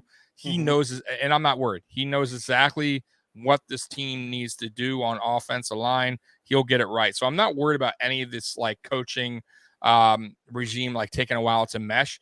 I think everybody's on the same page. And a lot of these guys, matter of fact, are Carolina guys, which is obviously Sean McDermott, Brandon Beane. They're all familiar with each other. Mike, I'll let you answer that. You hit it, the nail on the head, or the head on the nail, or whatever you say that. Ultimately, I think you landed it. Dorsey gets promoted up. It's his first time. So what did we do? We brought in guys to surround him. We brought in Shula, who was his former mentor. We brought in Joe Brady, who is a passing game coordinator, who has, that understands the concepts. You saw what he did when he had the talent at LSU. So then he went to Carolina, didn't have that talent. So now he comes here and he will. So he brings new ideas. And then you brought back Aaron Cromer, who's going to be our run game coordinator, who has been an offensive coordinator. So I have a feeling all three of these guys are going to step in to help him. Now, I don't think it's going to take much to mesh at all, because at the end of the day, Dorsey makes the call. And all three of them were in that seat, so they understand it. Yep. So don't you be hanging out by Cromer's beach house, or he will toss your damn chair. Yeah, he'll toss chairs at you. Okay, so let's flip sides of the ball. So on defense, we did have a couple some replacements. We brought in obviously Bob Babbitt Sr. retired. Bobby Babbitt Jr. Moves from safeties into linebackers. we promoted our nickel coach doubt, into our buddy. safety coach. But then we brought in two new. We brought in a defensive line assistant, Marcus West, who was a former Vikings D-line pass rushing specialist coach in 2019. And then he was a college DC last year for Charlotte. So he has some. And then we also brought in Kyle Schumer, Pat Schumer's son, who was a quarterback last year for the Commanders, who has retired and went into coaching. He's going to be a defensive assistant this year, but I have a feeling he's going to be a quarterback's coach down the line. I think he flips over to offense next year. We just had the defensive assistant opening this year, so he fills it there. Pat Schumer also has, ties to McDermott and Mike Shula and all those guys, so we picked up Kyle Schumer. And then on special teams, we promoted our assistant special teams coach into our full-time special teams coach as we lost our special teams coach to Jacksonville. And then we hired Corey Harkey, who was a former tight end. Rob Baronis, who's our tight end coach now, was his position coach. He played a ton of special teams when he was in the league. So he's now our assistant special teams coach. So ultimately, those are the new coaching hires. Yeah. The most of the change happened on offense, obviously. Yeah. The big changes, at least. The big changes. But we did have a few on defense. We brought in some younger guys that are going to be some up and comers to keep an eye on. And by the way, guys, I should have played this when me and Mikey were like doing this like back and forth on the whole Casey Keenum is the best quarterback ever to play. No, I did not the say position. That. You better wrap it up. Yeah, we went down a rabbit hole on that one, didn't we, bud? And I do honestly, before we get to the next thing, guys, we're gonna do a trip down memory lane with the tight ends. I do want to play something that I totally forgot to play you, Mikey, 2 weeks in a row now, and I kept meaning to play it, guys. So I want to show you this real quick. Our former running back, only one season, did this about 3 weeks ago. This fight, Frank Gore looked at the clock. He could get a finish. He just got it. Oh my God! God! Will McKnight. Whoa! Frank Gore. Who did he knock out there? Did they say Joe McKnight? Because that's like the former running back Joe McKnight? No, it was just like a boxer guy he had. I don't know. It wasn't though. It was just a guy that they had in front of him who had like some boxing record. But boy, Frank Gore put that dude to sleep, guys. Like I'm like, whoa, like that's a good fight for a guy, like, because usually when you watch those fights, like an ex-football player, ex-baseball player, it's always sloppy. There's nobody getting hurt. There's like headgear on. Like Frank Gore knocked this dude out cold, man. He looked pretty good. I gotta give him credit. So I wanted to play it for you. It's his second amateur fight. He fought Darren Williams and lost. Yeah. In his first one, and then he won this one. Oh, tomorrow! that's a good question, tomorrow, Joey. Tomorrow is the match. They both were talking trash. Or no, Wednesday. Wednesday's the match. Tom Brady, Wednesday, the first. Tom Brady with his look at this isn't football thing. He can't. What do he hasn't been able to back say? it up on the field. He wasn't able to back it up on the field, especially against me. Yeah. Oh man. Oh, dude. It's not wrong with you heard what Josh said, though, right? To start that, I forgot what he said. He's gonna have cue cards with scripted lines that someone's gonna write for him. I love it, man. Hey, it's all for fun. It's cool, it's man. All for charity. This is all for charity. It's gonna be fantastic. It's gonna be fun. Josh said he may not be the best golfer, but he'll be the best crap talker. And I feel like him and Aaron Rodgers will be the two that shine the most. Oh yeah. Crap talk, crap. And talk. I'm sure Josh Allen can hit that golf ball like a mile, bro. Right? Like Aaron Rodgers is probably the best golfer out there. Would be my guess.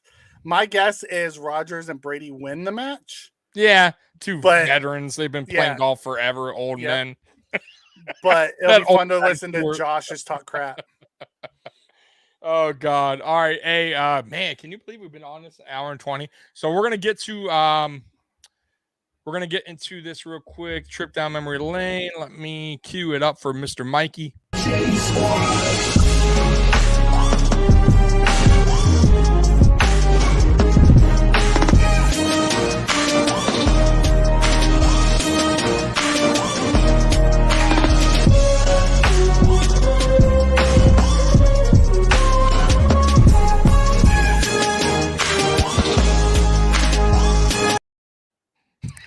Josh Allen was so heartbroken. It's so disappointing. That's the only win Miami has against him. He's like, what? How did you drop that? Oh, and bro, I couldn't play the whole thing because if I did, I get copyrighted. But that whole play, that whole sequence, if you guys remember, Josh Allen was like running for his life.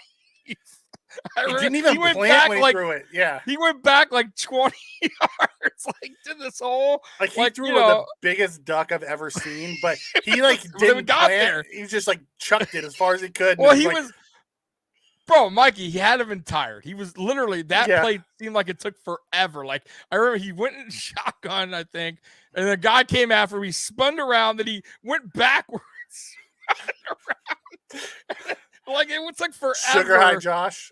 Yeah, but he made a play that's all you can ask for, right? It should have been the win. It should have won the game, and he dropped it.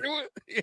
He short armed it. He T-Rex armed it. Oh god, yes. All right, go ahead, Mikey. Okay, let's go down. Let's go down. We'll start with year 2000. We had Jay Reemema and Bobby Collins. Remember 4th round pick Bobby Collins? Of course, I remember Jay. I can't pronounce the name. Yeah. Reemersma. I remember him. He was a 7th round pick. And in 2000, it was him and Bobby Collins. And then 2001, it was Reemsma and Sheldon Jackson. Don't remember Jackson. Okay. Then, he had one catch on the season. Then 2002, it was Reemsma and Dave Moore.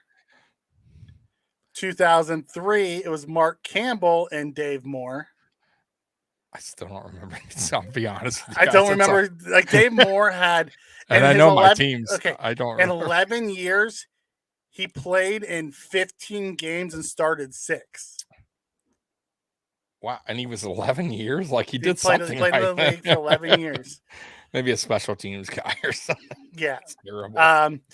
Then in 2004, it was Mark Campbell and Ryan Neufeld. Remember Neufeld? I do. 2005 was the same two as Campbell and Neufeld. 2006, it was Kevin Everett and Robert Royal. Kevin Everett from the Miami Hurricanes, correct? Yep. In 2005 or in 2006, he showed a lot of promise. In 2007 is when he had his injury.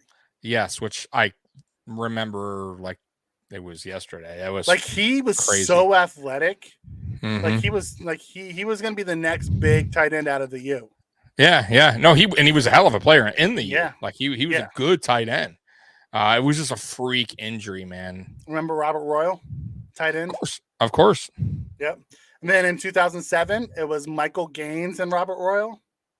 Okay. See, Gaines, I don't recall much. Okay. I know Royal though. I remember Gaines actually led our team in catches that year from wow. See, I don't remember. He actually started over Royal that year. Wow. Okay. I don't remember. Then 2008, Robert Royal and Derek Showman. Okay. I wonder what happened to the guy that just did a whole bunch of good catches. Why was he on the team? Well, when I said he led his team catches, he had 20 catches on the year. It's we did not have good. What year was this? This was in 2007. Man, that's terrible. All right.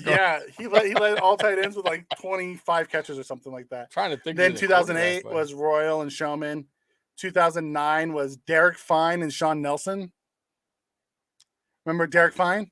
I vaguely, bro. They had under 30 catches, I think, combined that year. This is terrible. 2010, it was David Martin and Scott Chandler. I remember David Martin, and I remember Chandler. Okay. And then in 2011, Martin had left, and we had signed David Nelson. It was David Nelson and Scott Chandler. Okay. And then it was Scott Chandler and TJ Graham in 2012. TJ Graham, I thought he was a receiver. That's what it showed him as a tight end. I don't know why. That's weird. TJ Because Graham was a he's wide a little receiver. tiny guy. He is. We drafted him. Then we only had one tight end that year in 2012, and it was Scott Chandler because they had him as his games played at tight end. Yeah, Graham was definitely a receiver because I remember I was like, oh, Was he a little tiny guy? He was, yeah. I thought maybe it was a different TJ Graham. Unless it's Because it was another guy. 2012. I don't know. I'm pretty sure that was him, but I could be wrong. Go ahead. Okay. How Anyway, many TJs we have? And then 2013 we had Scott Chandler and Lee Smith. 14 was Scott Chandler and Lee Smith. 15 it was Charles Smith, Clay and Nick O'Leary. So this is where we got a little better because Charles Clay, for many of you guys, even though Scott we played Chandler them, was a decent tight end. Yeah, he was okay, but Charles Clay, even though he dropped that and it was like, and he wasn't that good towards the end of his career in Buffalo. He actually wasn't terrible for us. Like, I'm not saying he was like, oh my God, great. But out of all the guys we just named, like he's so far the best one. I got to be real with you guys. He had some decent numbers with us. I think he was with us 3 seasons, I want to say, Mikey. How long was he with us? Who? Clay. Clay, 4 seasons. 3 or 4, right? 4 seasons. Okay. So I think out of 3 of the 4, he had decent season. Like, he had decent amount of yards. Yes. They weren't like eye-popping. So they were pretty good. 15 and 16 and 17, it was Clay and O'Leary all 3 years. Okay. 2018, it was Clay, Jason Kroom, and Logan Thomas making his conversion. You know why I remember one of those guys? Can you remember why, Mikey? Who? For Jason Kroom? Kroom. Yeah. Yeah, why? he dated Pagula. And remember, he was so bad, he should have been off the team, and they re-signed him for 1 Yeah. Yeah. But that was in 2018 was the year that Logan Thomas started making his transition to tight end, and we just only held him that 1 year, and then we let him go. And he went on to Washington and ends up being, an all-pro tight end. Daniel, you're right. Yeah, that's what I was thinking. TJ Graham was a receiver. I don't know why that's on the list, but he is. He played some snaps at tight end. He was like, that's how bad our tight end was. Like, they put him at all right, tight TJ, end. we're going small, real small. That's what I thought, but I'm like, okay, maybe there's a different TJ Graham. Right, but, anyways, 2019 it was Dawson Knox and Tyler Croft. 2020 Dawson Knox, Tyler Croft. 2021 Dawson Knox and Tommy Sweeney. Tyler Croft, terrible signing. Tyler Croft, yeah, he wasn't the best. It was a bad signing. We knew he had a history with his foot, and I think he got hurt right away.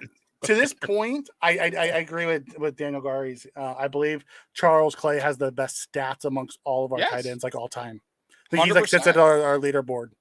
I mean, I have to look at it, but he might. Yeah, I mean that might. We've never been, even since back in the 90s. We haven't had like this awesome tight end set. 2017, like we went through the receivers one last week. Remember, we only had one guy who had more than 400 yards because I think Clay had 700 and something, and McCoy had 600 and something. Mm-hmm. Yeah, no, I mean, like I said, listen, Charles Clay wasn't excellent, but a fullback. So he was undersized for a tight end because he was initially a fullback in Miami. Yeah. They made him a tight end the following season, I want to say, in Miami. And then he actually did okay in Miami. Yeah. We gave him the contract. And I thought, listen, up until probably his last season, I thought he was very useful. He was a pretty good tight end. He did his job. He had a bad knee. Yeah. I mean, he was around a little bit too at that point, and we used him a lot early on when we first got him. He was great. Point. He just didn't live up to the contract. That's all. Yeah, that's he was a good tight end. That happens. He just didn't live up to the contract. He didn't totally shit out his contract. Like he wasn't the worst we ever did. Like who was the guy that just left our team that you hated? Butler. It wasn't a Vernon Butler or anything. Wasn't Daryl? Dockery. Remember Dockery? Right. Oh, was it? What's the other guy's name? That came with Star. Trent Murphy. Right? Wasn't it Trent Murphy? Oh, good Lord, guys! You hurt my heart, Tommy. Stop I know. Well, that was that's a guys, trip down memory lane.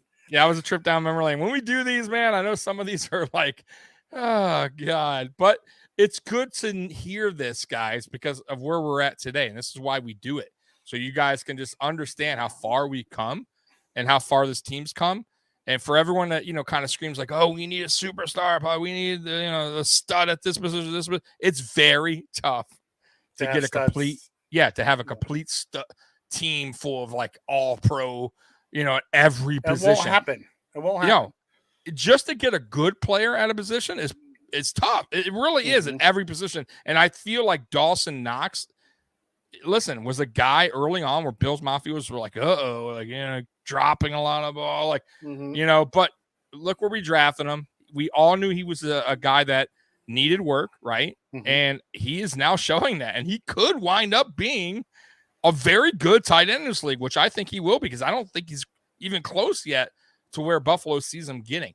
And then you got a guy like OJ Howard, who was drafted way early by the Tampa Bay Buccaneers, who had was supposed to be a stud tight end. I mean, everybody had him coming out. If you think about it, he came out, he got hurt right away in his first year, right?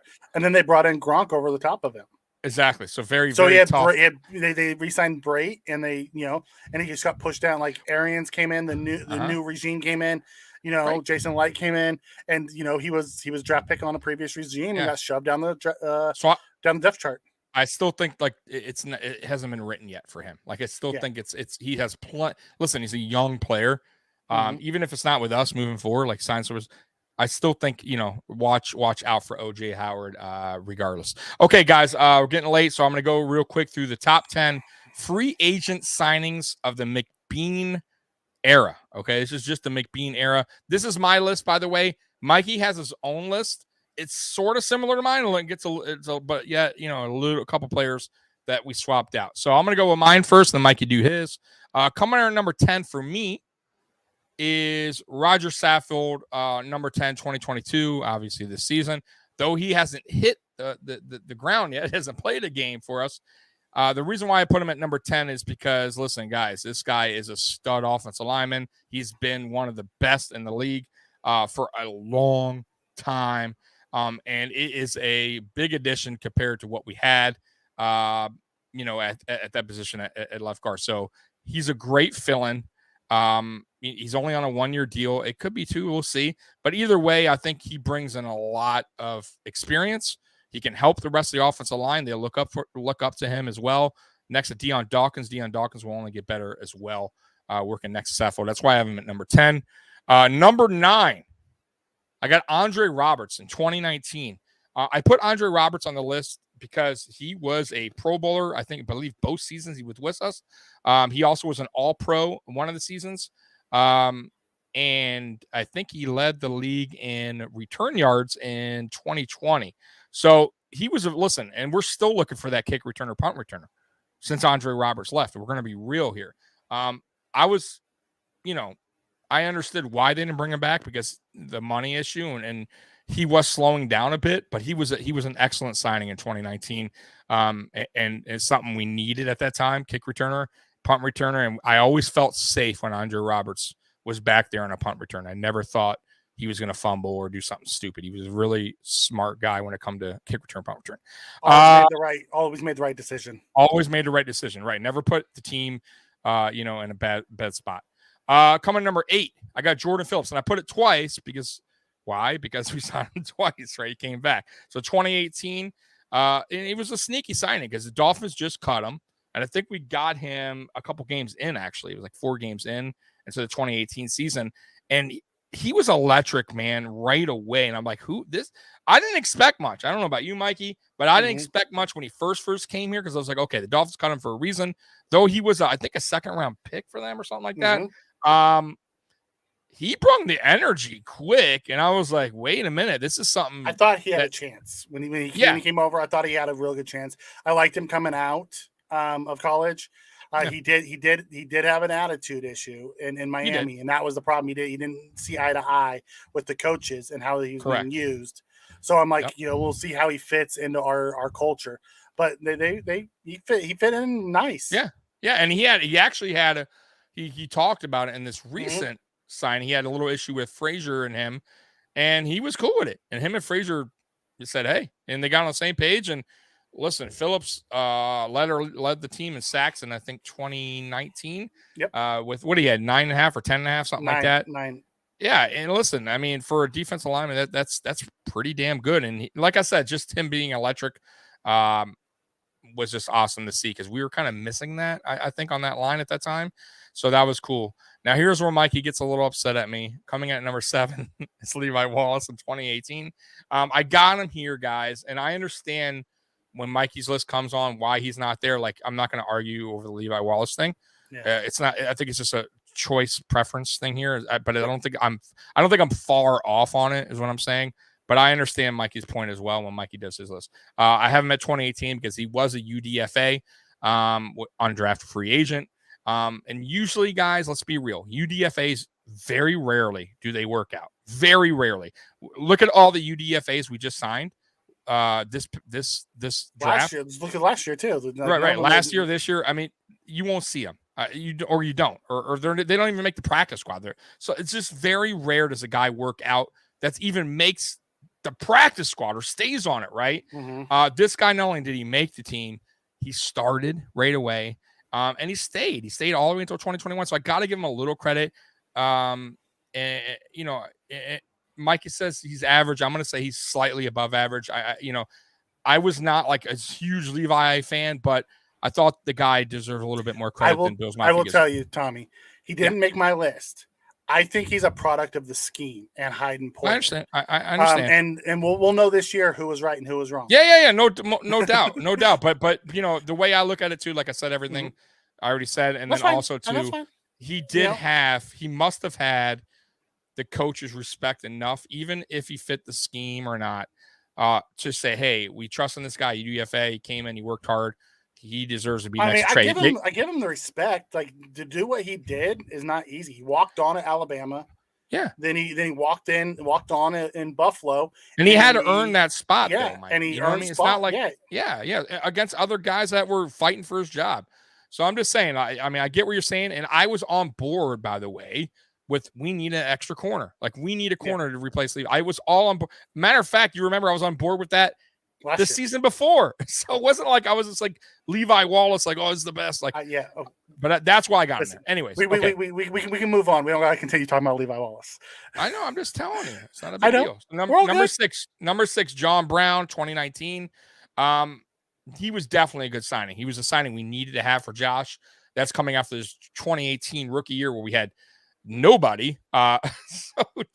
Getting John Brown was definitely a blessing for Josh Allen at that time. And I thought John Brown, just too bad that we got him a little bit late in his career, because I felt like his best year was that 2019 season. And 2020, he started to deteriorate a little bit. Like, he started slowing down, injuries started happening. And that sucked to see, because I wish we could have saw a younger John Brown with a Stephon Diggs, a couple more seasons. You get what I'm saying? Like, I felt like they could have done something. Brown's ability to stretch the field is still something we don't have today. Correct. Yeah. And he wasn't a bad route runner either, guys. No. Like, I remember a lot of people didn't, understand. He just lost a little bit, and it happens. Number 5, I got Isaiah McKenzie, ahead of John Brown, 2018. Because why? Because, man, he's been on this team since 2018. He's our longest receiver, on this team since 2018. We picked him up off the practice squad at Denver, and he's done nothing but be a good team player. He's done everything we asked him to do: kick return. He's done gadget plays. He's done quarterback. Like, he's done cornerback. I mean, like, he's done every little thing we asked him to do. Never complain. And I think he's done very well. And I think he wasn't used properly last year by Dable, which used him right in 2020, which was so odd that he would just go away from Isaiah McKenzie. But anyways, I got him in at number 5. Number 4. Mitch Morse, even though I kind of not ragged on him, but even though I was very worried about this signing when we first got him because of the head injuries, the concussions, he got one right away. I remember in camp when we signed him, I'm like, oh, no. And at that time, he was the highest paid center at that time. I don't think he is now. But I was like, oh, my God, are you giving a guy such a high contract? He says this is like history of concussions. But I got to say, listen, beside a couple of the He's done very good for this Buffalo Bills team. he helped Josh Allen out a lot. I want to say too, you got to have a good center behind you, in front of you there. And he's still on this team for a reason. Mitch Morse, They is he signed the him to an best? extension for a Yeah, reason. they signed it. Exactly. So is he the best center out there right now? No. But is he a solid center? Hell yeah, he's a solid center. I got to give him credit where credit's due. Just stay healthy. That's all. Just, watch your head. Number 3, Cole Beasley. For sure. Cole Beasley was Cole Beasley was Josh's go-to guy. He was not go-to guy. I'm sorry. He was a security blanket. He was the guy where Josh Allen, if things were breaking down, Cole Beasley was around, right? That was just the truth, right? He was always open. Sure-handed. Very rarely did he drop passes. And I trusted Cole Beasley. I did. He was one of the best slots in the game. And he continued every season pretty much. He put up good numbers. I got to give him credit. Listen, it was his time to leave, and I have no bad ill will on Cole Beasley. And that's why he's coming at number 3 on my list. Number 2, Micah Hyde, 100%, 2017. Micah Hyde, one of the best safeties in the league till this day. And man, him and Jordan Poyer just are like, they just connect, man. Like we couldn't have gotten any luckier with those two. So he's coming at number 2 for sure. He made second team All-Pro this season as well. So it's not like he's getting old and bad. He's losing a step. He's not. Number 1, I got a split. Von Miller, future Hall of Famer. That's why he's making this list, because I know he hasn't stepped on the field yet, but everything he's going to bring to this team, just like I talked about on the number 10 spot, which is Roger Saffield, with that experience, right? Von Miller is going to bring that times 2 because he's won 2 Super Bowls, right? He's a Super Bowl MVP. He knows he's going to help this young edge group out. He's going to help this offensive line out because they're going to want to go, hey, how do you do this? How do I protect you from do? So he's just a good guy to have overall. And I think he still has a lot in the tank. I'll be real with these. They signed him for a 6-year deal. He'll probably do 3, but hey, if he can go 4 or 5, I'm cool with it. I'm totally good with it if you can bring it. Deion Dawkins said, man, this guy is just unbelievable at bending. Like, I don't know how he does it. So, I think he said he's like an Olympian, kind of like how he stretches and how he gets so low and still has that speed burst. So obviously Von Miller just stays in shape, does his thing in the offseason. And that's why I think, I have him split at number 1 with Jordan Poyer and coming at number 1. And Jordan Poyer is All-Pro, should have been a Pro Bowler, multiple seasons. Just a dog. He deserves a contract extension. And he's our best player. And I don't know why did I put 2019? When did he come? 2019? Is it 2019? No, he came in 2017. All right, I apologize. I don't know why I have 2019. 2017. He came in with Micah Hyde. I don't know why I put 19 there.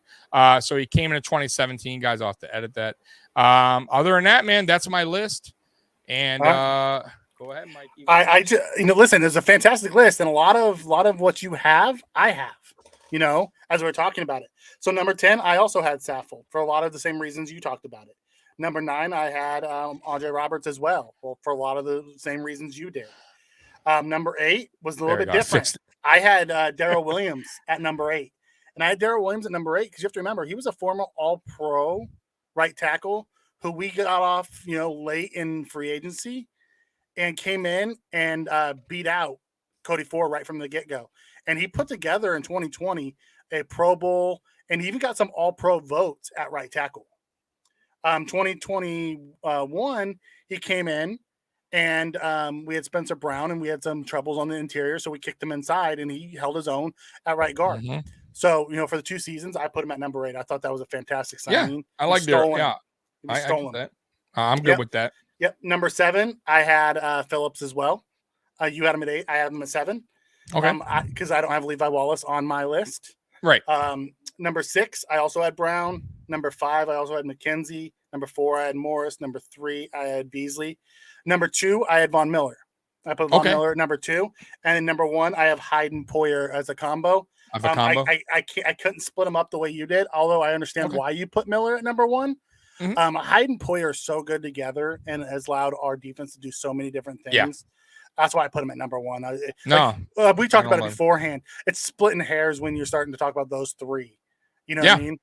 At the end of the day, the Hyde and Poyer combo is just they're the best secondary is safety combo in the league. And I don't even think it's close. And they have been for 5 years.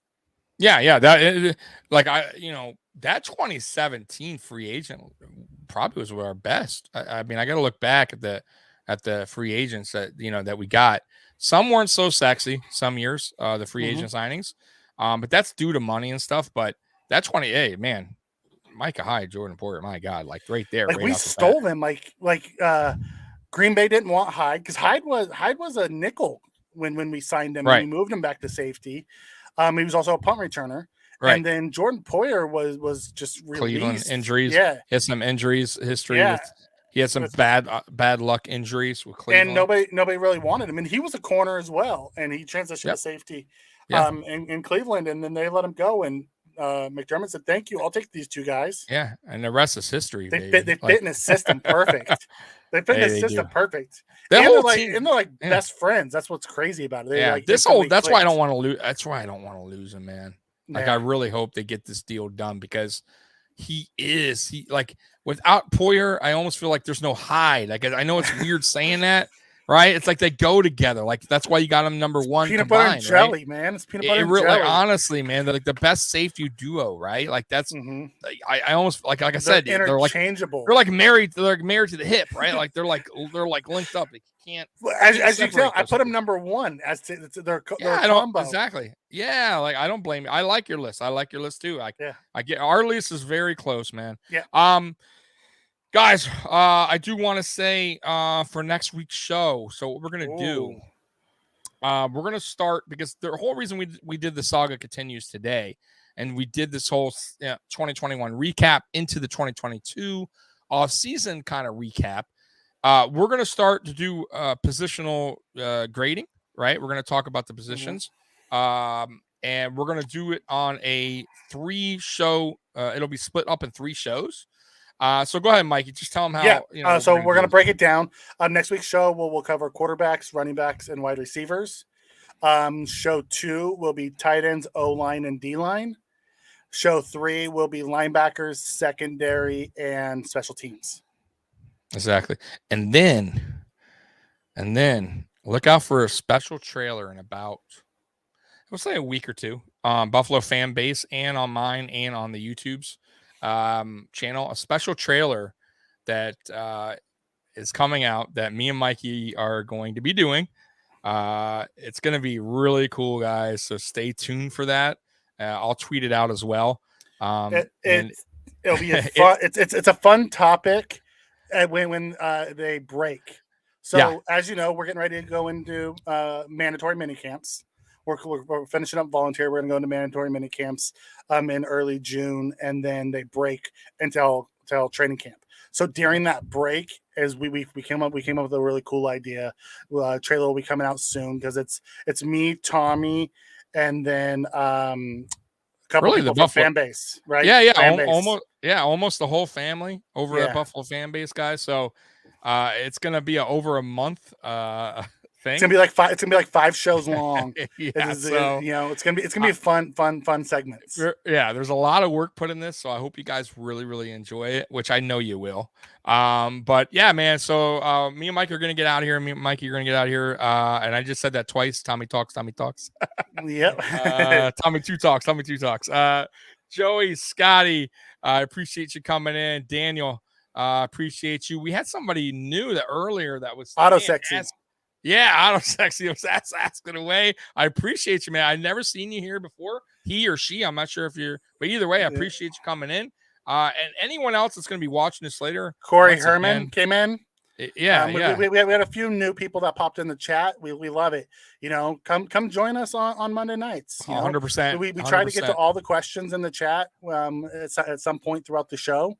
And we enjoy talking to Bill's Mafia. Yep. And you know what time it is, Mikey, right? For the best ending on any show, right? The best ending on any show. Here we go.